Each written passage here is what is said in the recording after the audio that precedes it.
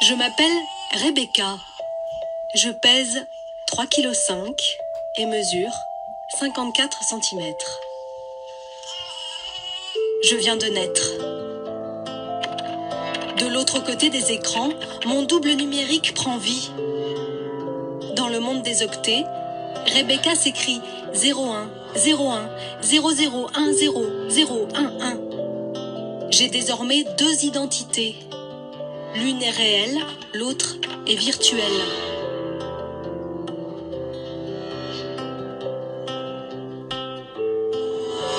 Internet, pour mon père, c'est devenu tout à fait naturel.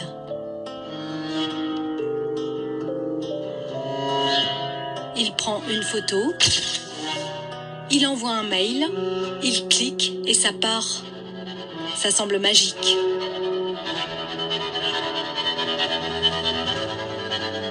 Mais comment voyage l'information? Pour exister, mon moi virtuel n'a-t-il pas besoin d'infrastructures et d'énergie? Et si tout cela avait un impact sur notre planète?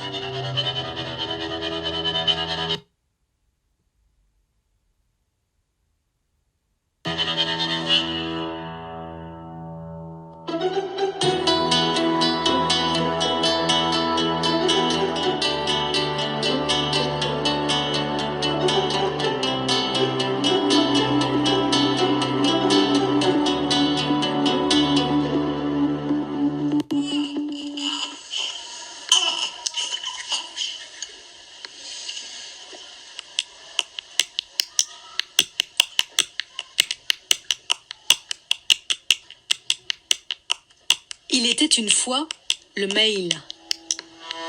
Mon père en écrit jusqu'à 50 par jour. Mais en fait, il ne sait presque rien du pays numérique et du long voyage que parcourt son texte entre deux clics. La vérité d'Internet est ailleurs. On la trouve cachée sous nos trottoirs, immergée sous la Seine, enfouie sous la mer. Les routes de l'information sentent l'humidité et la poussière.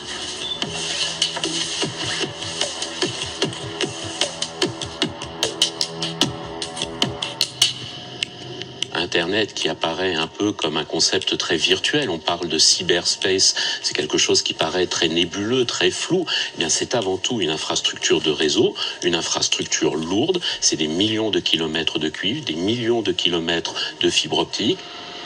D'un ordinateur à un autre, les données numériques parcourent en moyenne 15 000 km à la vitesse de la lumière. En quelques millisecondes, elles traversent un dédale insoupçonné d'infrastructures informatiques à travers la planète.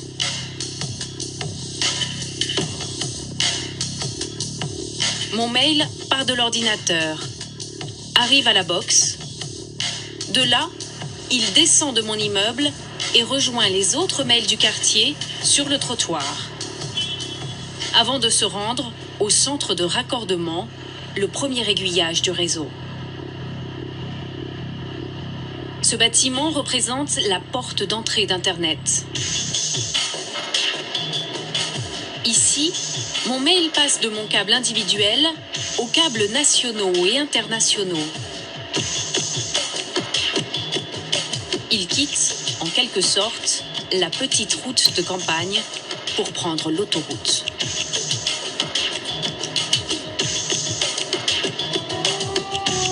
À partir de maintenant, le voyage prend des allures de tour du monde. Les données peuvent emprunter des milliers de routes différentes, passer par le Japon ou l'Angleterre. Elles sont orientées tout au long de leur parcours par des routeurs, les aiguilleurs du réseau. Première halte, aux États-Unis, chez l'hébergeur de ma messagerie, Gmail en l'occurrence. Cela pourrait être Hotmail ou Yahoo. Dans cette usine appelée Data Center, mon mail est traité, stocké et enfin réorienté, car toujours à la vitesse de la lumière, il refait tout le voyage en sens inverse jusqu'à la boîte mail du destinataire. Envoyer un mail n'est pas aussi magique qu'il y paraît. Derrière les apparences se cache une facture importante, celle de l'énergie nécessaire pour faire fonctionner Internet. Et cela n'a pas échappé à l'ADEME. L'Agence de l'environnement et de la maîtrise de l'énergie a calculé le coût électrique de nos actions digitales. Le résultat sur un mail, donc avec une pièce jointe, à peu près, pour donner un équivalent, une ampoule basse consommation de forte puissance, qui fonctionnerait pendant 1 heure. Donc c'est pas énorme, mais quand même, si on multiplie ça par le nombre d'utilisateurs, le nombre de mails, etc., ça fait quand même les petits ruisseaux font des grandes rivières. Bon, envoyer un mail avec une pièce jointe nécessite 24 Wh. Une ampoule allumée pendant 1 heure. Sans pièce jointe, c'est en moyenne 5 Wh. Soit. Mais voilà, chaque heure, 10 milliards d'emails sont envoyés. Vous avez du mal à vous représenter ce chiffre ? Cherchons des équivalences. 10 milliards de mails, c'est en moyenne 50 gigawattheures. L'équivalent de la production électrique de 15 centrales nucléaires pendant 1 heure. Ou si vous préférez, 4000 tonnes équivalent pétrole. 4000 allers-retours Paris-New York en avion. Tout ça pour 1 heure d'échange de mails sur le réseau. Et c'est sans compter tout ce qu'on peut faire d'autre sur le net. Pour fonctionner, Google à lui seul exige en continu autant d'électricité que la ville de Bordeaux.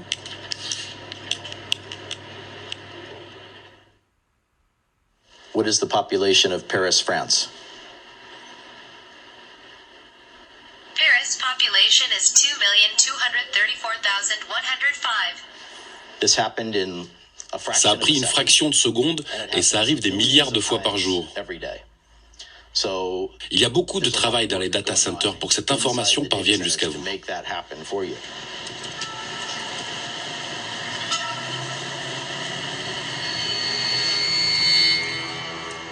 Disséminés un peu partout dans le monde, les data centers sont devenus les temples stratégiques de notre économie digitale. Bâtiments hypersensibles, puisque c'est là que sont traitées toutes nos données numériques. De l'extérieur, rien ne les distingue d'un hangar quelconque, sauf peut-être les caméras de surveillance qui éloignent les curieux. Sous leurs apparences d'entrepôts autistes, les data centers avalent des quantités phénoménales d'électricité. Ces usines d'Internet fonctionnent jour et nuit, sans interruption. Identification réussie. À l'intérieur, des dizaines de milliers d'ordinateurs traitent les transactions financières, calculent nos impôts, trient nos photos. Ici se concentrent les plus gros besoins énergétiques d'Internet. Un data center, c'est le centre qui produit des datas. Donc en fait, c'est une usine numérique et une usine qui prend de l'information, qui la transforme et qui rend de l'information. C'est la capacité, dans un même endroit, dans un building, d'héberger des centaines et des milliers d'ordinateurs, de faire en sorte que ces ordinateurs soient interconnectés dans le monde entier. Les serveurs n'ont pas le look de votre ordinateur chez vous. On les appelle des pizza box. Ils sont très plats et profonds comme ça, et on les installe de cette manière-là. Vous pouvez en mettre environ une quarantaine. Dans cette salle, il y a plusieurs centaines de baies, et on a 4 salles comme ça, il y a plusieurs milliers de baies en tout dans le data center. Vous l'avez déjà constaté, quand vous travaillez avec votre ordinateur sur les genoux, il chauffe. Imaginez maintenant la chaleur dégagée par ces dizaines de milliers de machines côte à côte.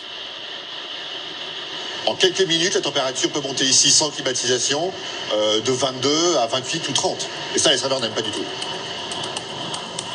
Pour éviter que les ordinateurs ne surchauffent, les climatiseurs tournent 24 heures sur 24. Ces énormes systèmes de refroidissement représente 40% de la facture électrique d'un data center. Pour vous donner une idée, une climatisation comme ça suffirait largement à refroidir un hôtel de 50 chambres. Et nous, il nous en faut des dizaines. Un data center, c'est donc des ordinateurs connectés au réseau. Il y a d'un côté le flux des données numériques, de l'autre, le flux du courant électrique. Le travail des ordinateurs, car ils travaillent, dégage de la chaleur. Il faut donc un troisième flux, celui-là d'air frais, pour refroidir le tout. C'est cet ensemble qui est extrêmement énergivore. Un seul de ces data centers consomme en une journée autant d'électricité que 30 000 habitants.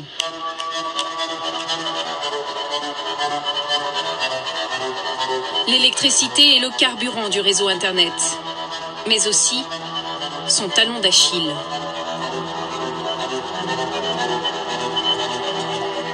Dans les data centers, on n'a qu'une hantise, perdre les données numériques.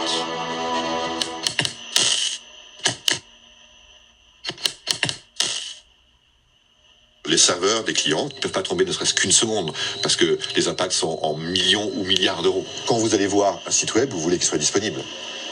Si physiquement l'ordinateur ne fonctionne pas parce qu'il n'a plus d'électricité, parce qu'il n'est pas refroidi, eh bien vous n'avez pas votre site web.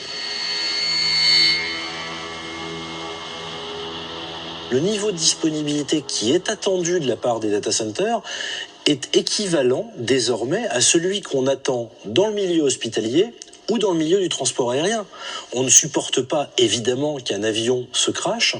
Eh bien, on ne supporte plus désormais qu'un data center se crache. Pour éviter le crash numérique, on multiplie tous les équipements par 2 ou par 3. Si l'un d'entre eux lâche, l'autre prend le relais. Certains appelleraient cela de la paranoïa ou du gaspillage. Ici, cela se nomme prosaïquement la redondance. Ce ne sont pas juste les disques durs qu'on va devoir sécuriser ou multiplier, c'est toute la partie distribution d'énergie, secours d'énergie, production de froid, distribution de froid. Tous ces moyens-là devront être sécurisés pour que aucun élément de la chaîne ne soit fragile. Donc ça demande beaucoup de moyens, et ces moyens consomment tous de l'énergie. On fait des métiers de parano. Il faut toujours se dire que quelque chose peut arriver, de manière à faire le travail nécessaire pour que ça n'arrive pas. Alors là, on arrive dans l'antre des bêtes. La redondance alourdit encore la facture énergétique. L'électricité de secours est fournie par des générateurs. Leurs moteurs de 3000 chevaux sont capables de propulser un paquebot. Ici, il y en a 10, prêts à démarrer au quart de tour.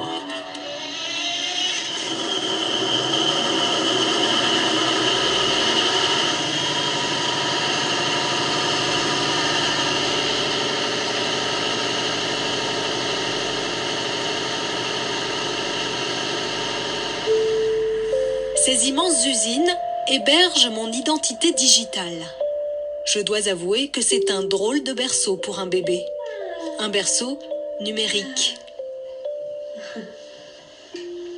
J'ai désormais 30 jours et j'ai pris 1 kilo.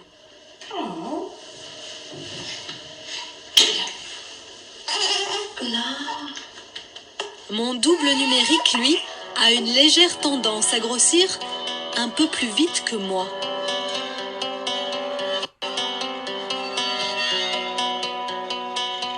Si on calcule le poids numérique de Rebecca, il y a 582 mégas de photos, il y a 433 à 440 mégas pour le faire part, et il y a 40 mégas de playlist musicale. Ça nous donne un peu plus d'1 giga. Ça va vite. Je pense qu'en fait ça va aller de plus en plus vite.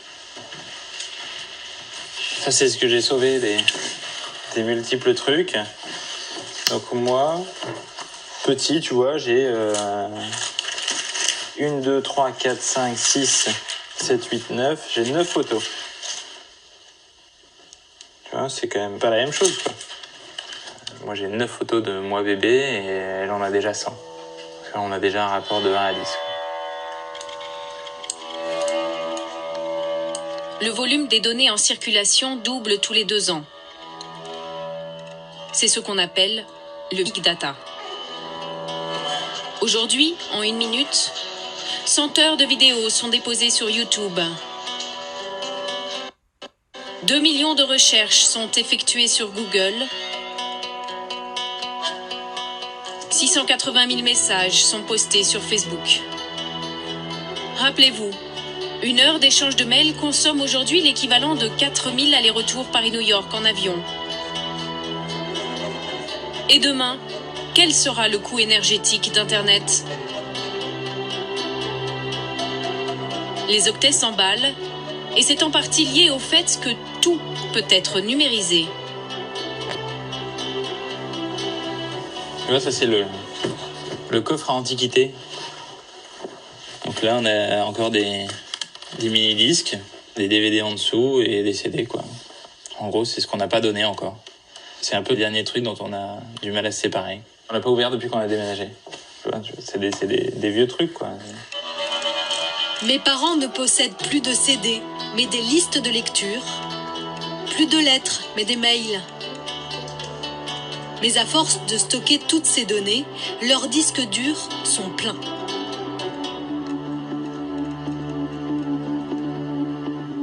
Alors, Apple, Spotify ou Google proposent d'héberger nos données dans un nouveau cyberespace. Ils l'appellent joliment le cloud, le nuage.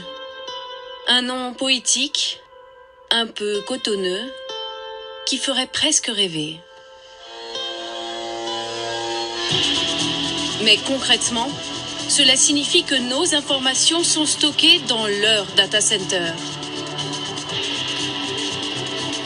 Tout est soi-disant virtuel et on ne possède même plus les fichiers chez soi. Il n'y a plus besoin de posséder une immense CD-tech, DVD-tech. Ça m'apporte rien. Par contre, accéder à une immensité de musique partout en permanence me rend vachement plus service. On donne des pièces ou des hangars de plus en plus grands aux utilisateurs et les utilisateurs entassent leurs affaires, mais dans des volumes exponentiels dans ces hangars, sous prétexte qu'il y a de plus en plus de place. Alors il y a de plus en plus de place et c'est gratuit. Cette gratuité donne l'illusion que derrière, c'est dématérialisé. Non, c'est pas dématérialisé, c'est matérialisé dans un data center. Des data centers qui se construisent vite et qui exigent toujours plus d'électricité. La banlieue nord de Paris, Aubervilliers, Pantin, La Courneuve, Saint-Denis. Depuis toujours, ces villes ont été le théâtre des révolutions industrielles. Elles ont accueilli les usines polluantes de verre, de métallurgie puis de chimie. L'histoire se répète. Le nord-est parisien abrite aujourd'hui la majorité des data centers construits en France. Aubervilliers est devenu la vitrine de cette révolution numérique.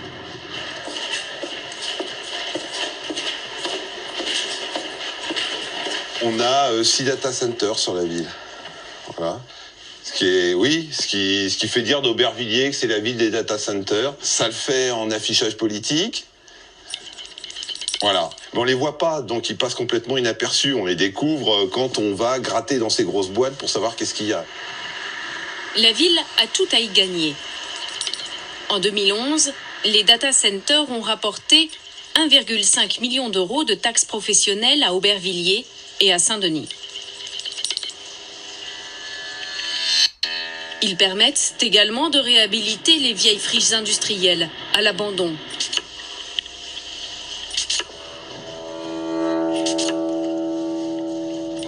Là, on a l'exemple type de l'industrie de base d'Aubervilliers, tu vois, des grands entrepôts industriels et maintenant complètement vides.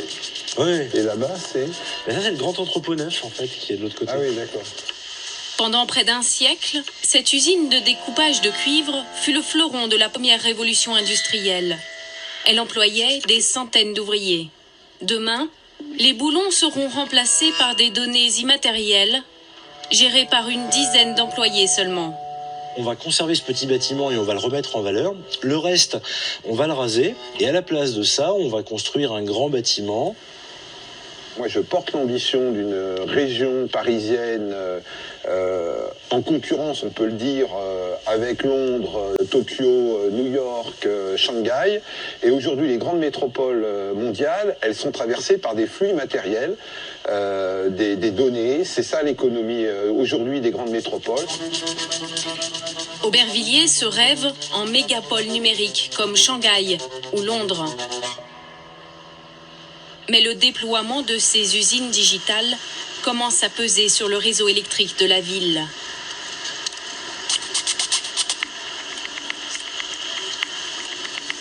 On a l'équivalent de la population d'Aubervilliers en consommation électrique consommée uniquement par les data centers. Alors quand on lit ça, forcément, c'est impressionnant.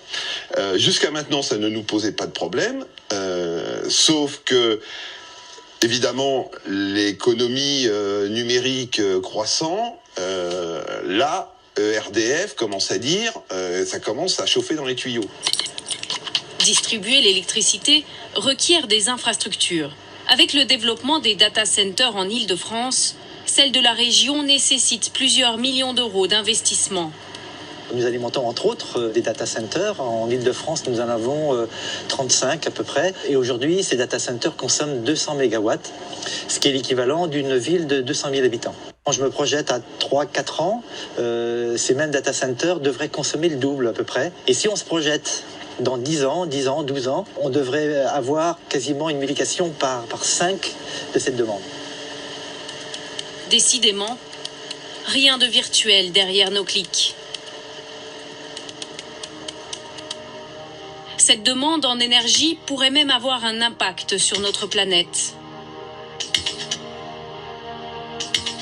En France, le nucléaire alimente en électricité nos voraces data centers, une énergie en apparence propre et peu chère.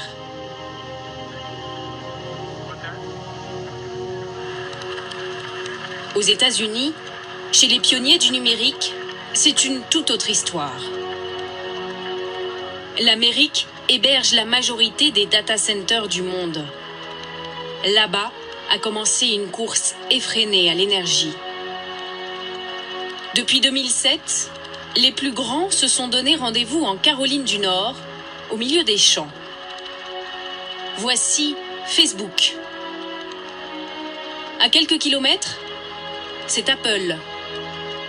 Et plus loin, c'est un autre géant du web qui s'est installé, Google. À eux trois, ces data centers pompent 5% de l'électricité de la Caroline du Nord. Nous sommes à la recherche d'Internet, en Caroline du Nord. On se rapproche. Je peux presque entendre les serveurs ronfler.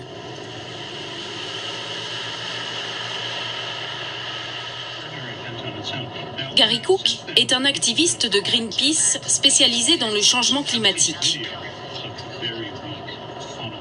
Mais au lieu d'observer la fonte des glaciers, Gary, lui, étudie de près la multiplication des data centers et leur impact sur l'environnement. C'est grand. C'est le meilleur point de vue sur le data center de Google. Il y a une grande partie d'Internet juste derrière nous. Nous, à Greenpeace, nous avons commencé à nous intéresser aux entreprises d'Internet parce que leurs data centers suscitent une nouvelle demande importante en énergie.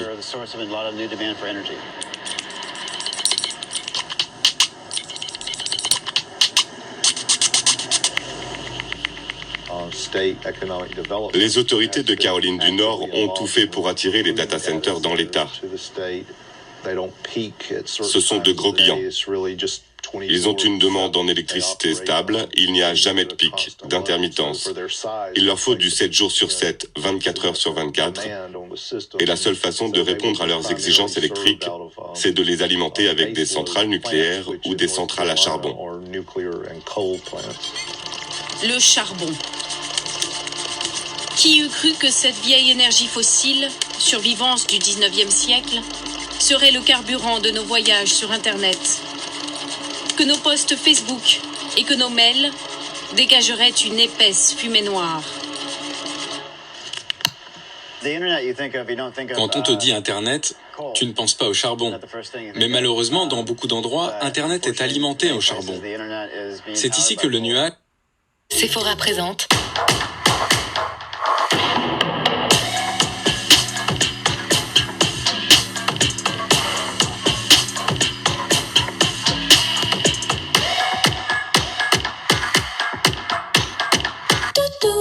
Sephora, the unlimited power of beauty. Give it to me, I'll give it to you. You're on track, play hell bad when you press all eyes on you. Give me that flash, mental map, pay first class, now come it's true. Now turn the lights on, girl, give it to me, I'll give it to you. Sephora, the unlimited power of beauty. Le cloud devient réalité et touche le sol.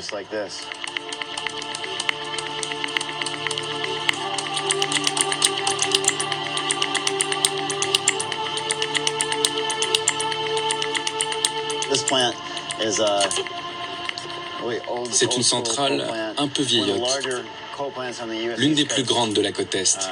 Cette centrale a été construite bien avant Internet, il y a 50 ans, dans les années 60. Les entreprises high-tech qui sont venues s'installer en Caroline du Nord étaient attirées par les bas prix.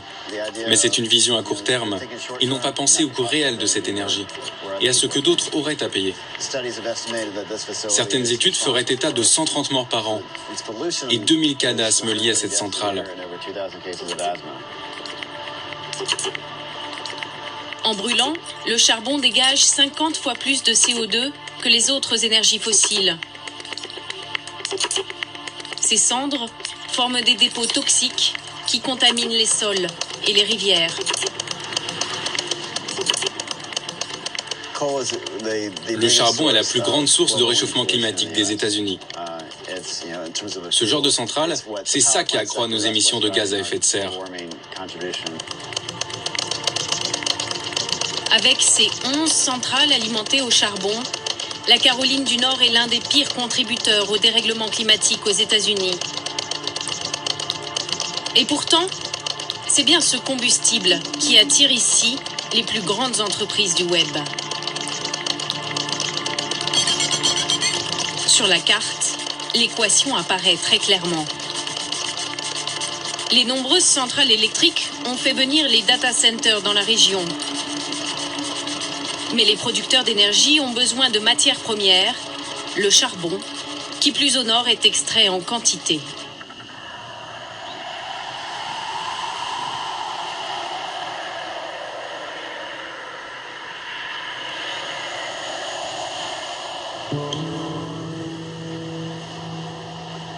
Les montagnes Appalaches de Virginie occidentale respirent le métal rouillé et la poussière. Elles forment la seconde réserve de charbon des États-Unis. On y extrait 12% de la production américaine. L'histoire du charbon dans les Appalaches avait bien commencé. À la fin du 19e siècle, les mines et les aciéries ont fait la fortune et la fierté de cette région. Des milliers d'ouvriers y travaillaient. Ils étaient logés dans des villes au nom de leur patron. Je suis arrivée ici à 11 ans, en 1967. Pour un enfant, c'était l'endroit rêvé pour grandir. L'eau était de très bonne qualité, les habitants construisaient même des piscines dans les montagnes. Mais au fil des années, les galeries souterraines ont fermé. L'exploitation se fait désormais dans des mines à ciel ouvert qui emploient moins d'ouvriers. Le charbon est devenu source de désolation et de pollution pour la ville. Mon grand-père était mineur. Il travaillait dans les mines souterraines. C'était un travail difficile, mais au moins ça ne détruisait rien. Une amie m'a demandé depuis quand je n'étais pas allée sur la montagne. Ça faisait à peu près une trentaine d'années. Et elle m'a dit, tu dois absolument y aller.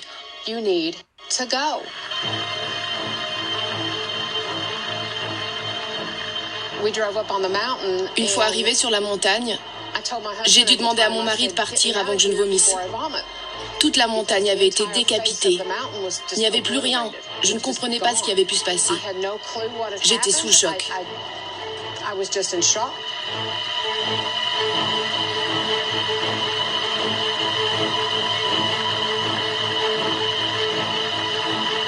Pour pallier le rendement insuffisant des mines souterraines, les explosifs ouvrent le chemin des bulldozers qui saignent le terrain en surface. Ap et Jim nous avaient prévenus, la montagne est attaquée par le sommet. Des balafres invisibles depuis les vallées.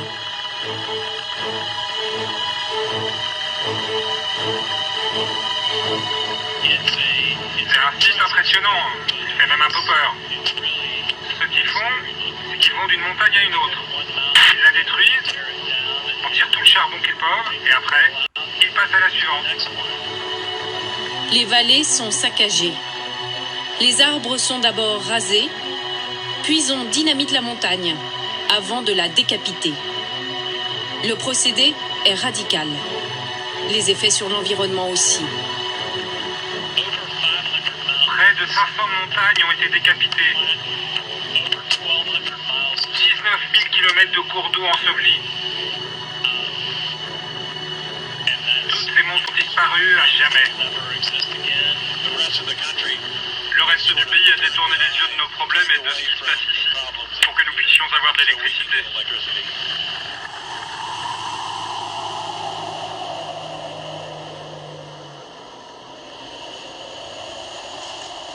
La nature est comme morte. L'extraction du combustible libère des résidus toxiques que le charbon avait emmagasinés depuis des millions d'années. Les explosifs laissent, eux, dans leur sillage, mercure, fer, aluminium, cadmium, qui contaminent les cours d'eau et tuent les poissons. Voici le prix qu'il faut payer pour une électricité pas chère. Voici la face noire de nos emails.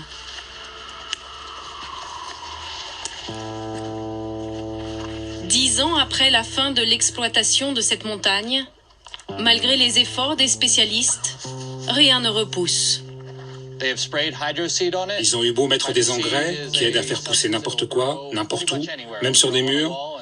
Et ici, tout est mort. Les arbres replantés sont moribonds. Je ne pense pas que l'on puisse un jour faire repousser quoi que ce soit ici. Mais la révolution numérique continue sa progression en exigeant toujours plus d'énergie.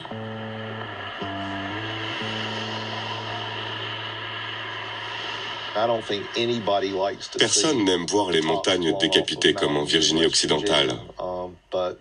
Mais d'un autre côté, malheureusement, c'est le moyen le moins cher que l'on ait trouvé pour exploiter le charbon. Et de notre point de vue, ce qui compte, c'est d'avoir les prix les plus bas pour nos clients.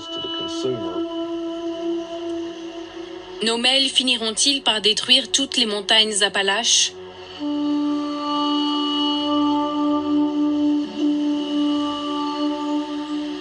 Au cœur des montagnes, des étudiants américains tentent de résoudre ce dilemme. Salut les gars, je suis Nathan Jenkins de Appalachian Voices. Je suis là pour vous parler de l'exploitation du charbon. Qui utilise Google parmi vous? Vous utilisez tous Google? Qui utilise Apple? Macintosh. Une nouvelle conscience qui mêle écologie et technologie est peut-être en train d'émerger. Ce que je propose, c'est qu'on organise une journée entière de rassemblement. Il faut vraiment qu'on maintienne la pression sur l'État. Il y a d'autres façons de produire de l'électricité, des éoliennes, des panneaux solaires que l'on peut installer sur les montagnes. Est-ce que ça vaut le coup? Est-ce que ça vaut le coup de détruire les générations futures? De détruire les habitats et les rivières? Est-ce qu'Internet en vaut vraiment le coup? Moi, je peux pas rester assis, les bras croisés, et regarder les industriels faire ce que bon leur semble.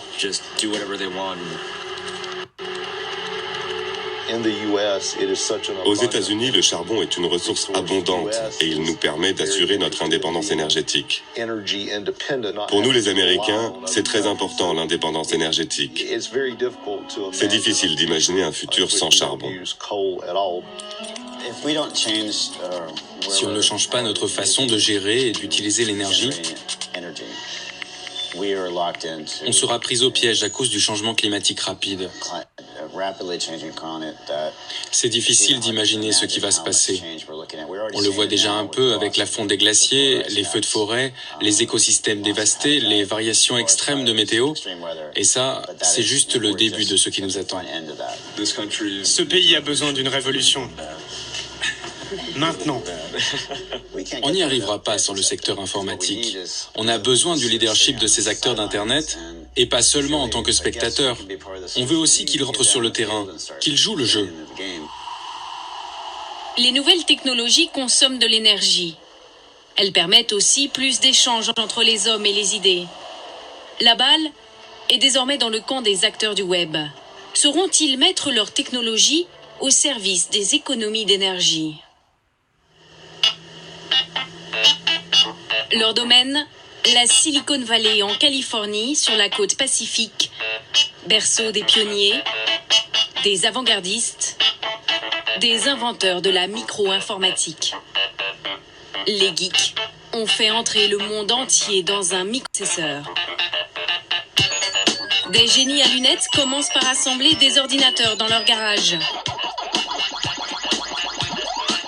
Puis, la première connexion entre deux machines est établie à l'université de Stanford et préfigure ce qui sera Internet. Après, tout va très vite. Google est créé en 1998, puis Facebook en 2004. Voici le campus principal de Google. Nous sommes un des acteurs d'Internet.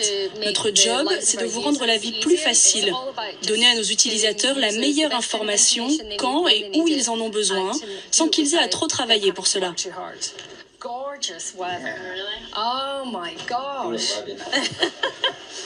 À 3500 km de son data center dévoreur de charbon, le siège de Google ferait presque rêver les écolos. Ici, on sert uniquement de la nourriture bio, produite localement. Si nos salariés mangent sainement au travail, alors on espère que ça va devenir une habitude et qu'ils mangeront sainement aussi à la maison. On a même un programme spécial pour encourager nos salariés à acheter local. Les Googlers, comme ils s'appellent, ne travaillent pas toujours à leur bureau, mangent bio, roulent en vélo ou en voiture électrique. La Silicon Valley a changé notre façon de vivre, de travailler, de jouer. Cela a facilité nos vies. La mienne en tout cas, ça c'est sûr. Ces entreprises qui clament leurs valeurs écologiques sont-elles encore porteuses de leurs ambitions révolutionnaires ? Ou bien, leurs patrons sont-ils devenus des businessmen comme tant d'autres ? Tous les ans, les cadors du secteur informatique se réunissent pour discuter de leur consommation énergétique. Gary Cook s'invite bien évidemment à ce forum. Bienvenue au forum du Green Grid. L'économie numérique explose. L'idée ici, c'est de pouvoir mettre en commun nos forces pour avancer dans le domaine de l'efficacité énergétique tous ensemble. À chaque fois que vous allez sur eBay pour acheter quelque chose, vous utilisez un data center. Notre souci, c'est d'améliorer le rendement des équipements tout en réduisant la consommation énergétique. Le Green Grid rassemble les entreprises électriques, les entreprises high-tech, les agences gouvernementales, et c'est comme ça qu'on fait des progrès à pas de géant. C'est du gagnant-gagnant. Les maîtres mots sont, vous l'aurez compris, efficience, productivité, capital, rentabilité. L'écologie appliquée aux entreprises du numérique. Comment ne pas être perçu comme méchant ? Comment arriver à être une entreprise responsable pour l'environnement ?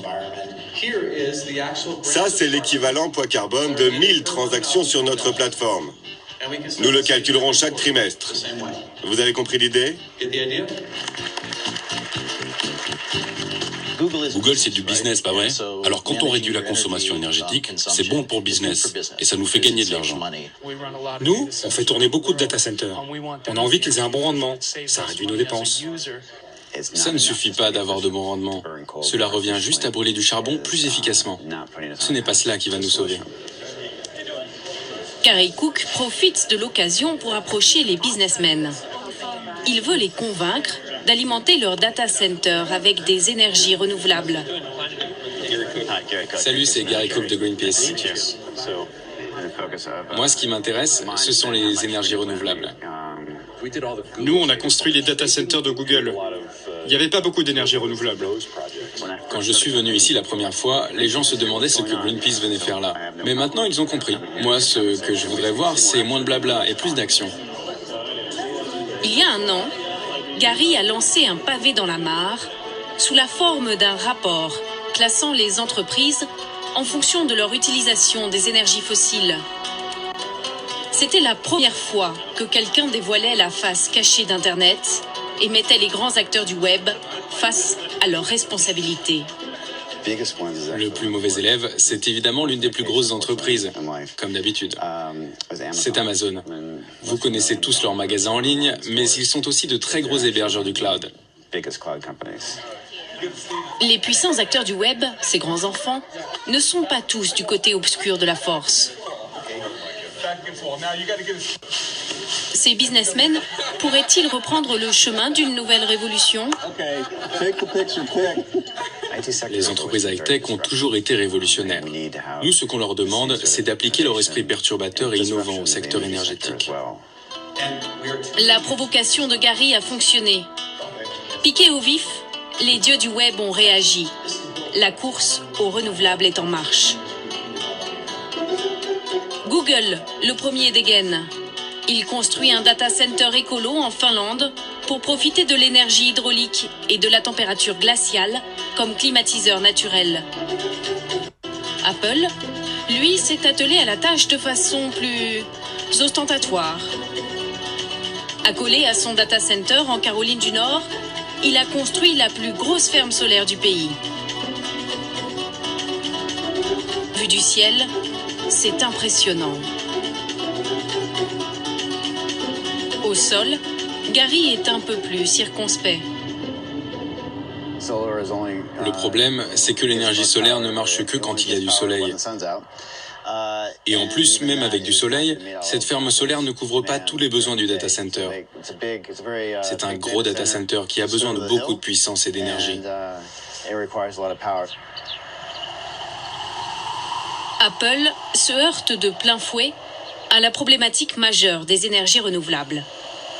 L'intermittence. Quand le soleil ne brille pas, il n'y a plus de production d'énergie. Quand il fait beau, il y en a en quantité, mais malheureusement la technologie actuelle ne permet pas de la stocker. Apple en est réduit à revendre une énergie solaire qu'il produit, mais sur laquelle il ne peut pas compter. C'est un bon début. Mais moi, ce que je voudrais, c'est les voir changer le système. Coincés dans leur vieux modèle énergétique, les acteurs du web n'ont pas encore vu la solution. Pourtant, c'est bien d'Internet lui-même que pourrait venir le miracle. Mais Internet, vu autrement, comme un moyen de mettre en réseau non seulement les hommes et les données, mais aussi l'énergie. C'est l'idée révolutionnaire d'un économiste américain, Jeremy Rifkin. Steve Jobs, la Silicon Valley et les fondateurs d'Internet ont créé avec Internet un réseau d'information collaboratif et décentralisé. Le problème, c'est que ces révolutionnaires de la communication se sont arrêtés après avoir créé le réseau. Ils n'ont pas compris ce que signifiait réellement Internet. Internet, ce n'est pas que de l'information qu'on partage. On peut aussi l'utiliser pour partager de l'énergie. Et si on fait ça, on crée une société nouvelle. La société dont rêve Jeremy Rifkin nécessite 2 révolutions. Celle de la communication, nous sommes en plein dedans, et celle de l'énergie, encore incomplète. Et si la solution était déjà à l'œuvre ailleurs? Dans un petit village gaulois, par exemple. Montdidier, dans la Somme, 6500 habitants. Fais-moi de l'électricité. Il y a 10 ans, la maire, Catherine Quignon-le-Tyran, fait le pari un peu fou de rendre sa commune autonome en énergie. Nous sommes des révolutionnaires pacifiques qui finalement œuvront pour le monde de demain. Elle fait construire une ferme de panneaux solaires et aussi 4 éoliennes. Chacune porte le nom d'un enfant de la ville. Mais comme Apple, elle se heurte aux caprices des énergies renouvelables, la fameuse intermittence. En plein jour, les installations fournissent trop, la nuit, pas assez. Et au final, la moitié seulement des besoins en énergie de la ville est couverte. Combien on produit 3,2, mais on ne doit pas il n'y a pas beaucoup de vent. Hein. Parce que voilà, on est à 0. Il n'y a pas assez de vent. Pour atteindre l'autonomie, on peut demander aux habitants de consommer moins ou bien de consommer mieux, au moment où l'énergie est produite, par exemple. La maire a convoqué des experts pour plancher sur cette idée.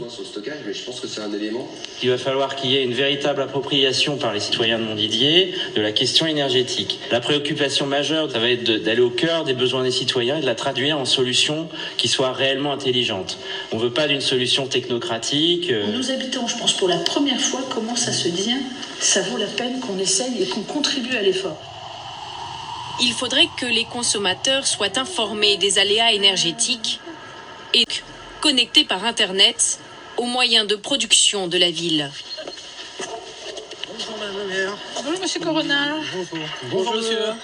Dans un premier temps, un compteur électrique individuel et intelligent va collecter les données énergétiques de chaque habitant pour étudier l'écart entre la consommation individuelle et la fourniture d'énergie par la ville. Dans un deuxième temps, le boîtier pilotera les appareils domestiques en fonction de l'offre énergétique. On peut imaginer qu'arrivera sur le smartphone, hop, je suis en pic de production, je produis beaucoup. Si vous avez une voiture électrique, branchez-la, parce que c'est intéressant, vous aurez un prix compétitif à ce moment-là. Ce petit boîtier est la première pierre d'un réseau intelligent de l'énergie. Grâce à lui, demain, chacun pourra être indépendant et solidaire.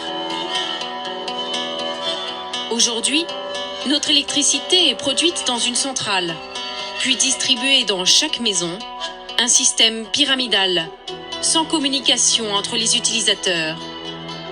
Avec les énergies renouvelables, chacun peut devenir son propre producteur d'électricité. Mais il n'y a pas de communication entre les maisons.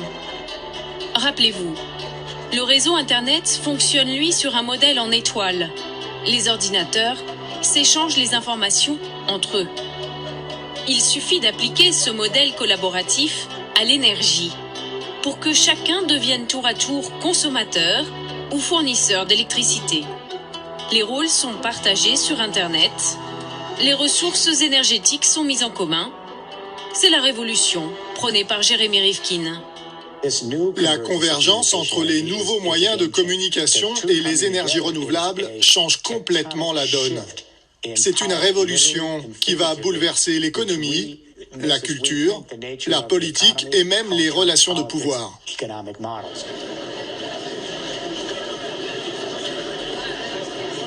Jérémy Rivkin est un homme de réseau.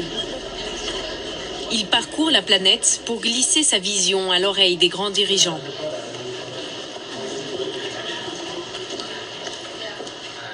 Passe maintenant la parole à Jérémy Rivkin. La Chine, l'Union européenne, l'Italie et maintenant la région Nord-Pas-de-Calais ont inscrit la 3e révolution industrielle sur leur agenda. Ce nouveau souffle permettrait de répondre à la crise climatique et économique en conciliant progrès, écologie et capitalisme.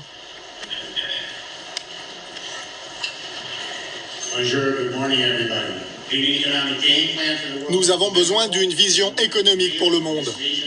On va mettre ça en place à Lille et montrer au monde qu'on peut le faire, qu'on peut passer à la 3e révolution industrielle. La 3e révolution industrielle a pour ambition de créer une société collaborative et solidaire. Ce système décentralisé pourrait aussi s'appliquer aux data centers, les usines d'Internet. Imaginez par exemple une portion de data center répartie au sein de votre immeuble. Alors, dehors il fait 12 degrés aujourd'hui. Ici à l'intérieur de l'appartement il fait 22 degrés. Ça grâce à ces machines-là. Voilà, bienvenue dans le monde du radiateur numérique. Beaucoup de gens ont constaté qu'un ordinateur ça chauffe. Il y a plein de gens dans leur chambre qui se sont dit bah tiens en fait je me chauffe avec mes ordinateurs. Et puis en fait ce que je me suis dit il y a assez longtemps en fait à l'époque où je travaillais dans l'informatique bancaire, en fait on peut en faire des radiateurs électriques à condition de trouver une solution technique intéressante pour le faire. Les serveurs ne sont plus empilés les uns sur les autres dans un gros data center qu'il faut refroidir.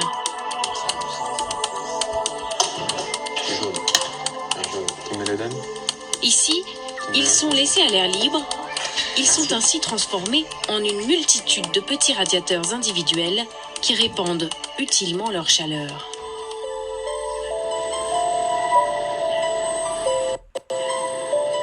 Start-up, entreprises, régions, toutes construisent le monde de demain. Mais cette révolution n'appartient pas qu'aux puissants. Chacun peut aussi agir à son propre niveau.